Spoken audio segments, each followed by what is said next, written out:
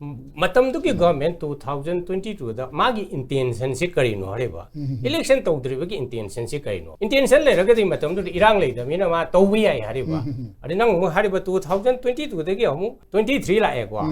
23 की मे की इरांग लाक्तरी ममांग द सुमा करि हानि इलेक्शन तौबि याबै मतम लेरि हरेबा अदु मा तौनिंग दे हरेबा इंटेंशन से क्या इलेक्शन की से पामदबा हाय तारे क्वा मसिमदि करि मरंग वेनो अखोय खंगद्रे क्वा अदि मतम दसु अमु 24 25 जुम इलेक्शन तौबि याय हरेबा 2024 दसु अखोय पार्लियामेंट की इलेक्शन तौबि यारगदि व्हाई नॉट कोई के कनो पीआरए की इलेक्शन से करी डिफिकल्टी लेगे अब हां